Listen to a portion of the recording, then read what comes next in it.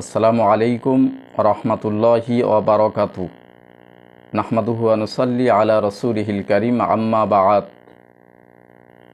মানুষের মৌলিক প্রয়োজনের মধ্যে থাকার বাসস্থান এটি একটি খুব গুরুত্বপূর্ণ প্রয়োজন।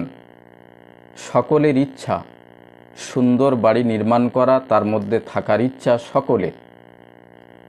তো এ সম্পর্কে পিয়ারা রসুল সাল্লাল্লাহু আলাইহি ওয়াসাল্লাম হুজুর কি ইরশাদ করেছেন আমি আপনাদের সম্মুখে উপস্থাপন করছি।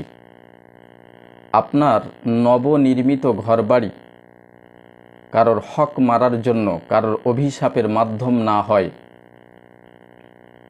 আপনার বাড়িতে যারা কাজ করবেন শ্রমিক, তাদের গায়ের ঘাম শুকানোর আগে ন্যায্য পারিশ্রমিক তাদেরকে দিয়ে দেবেন।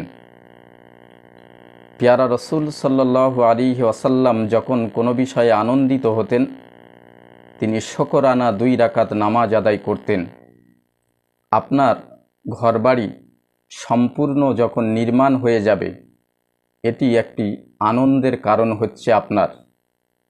তখন আপনি কি করবেন? উত্তম রূপে অজু করে 2 রাকাত নফল নামাজ আদায় করে নেবেন, এটি উত্তম। পিয়ারা রসুল সাল্লাল্লাহু আলাইহি ওয়াসাল্লাম আরও ইরশাদ করেন, যে বাড়িতে সূরাতুল বাকারা তেলাওয়াত করা হয়, এটা কোথায় আছে? কোরআন শরীফে। কোরআন শরীফের দ্বিতীয় সূরা সূরাতুল ফাতিহার পরে সূরাতুল বাকারা।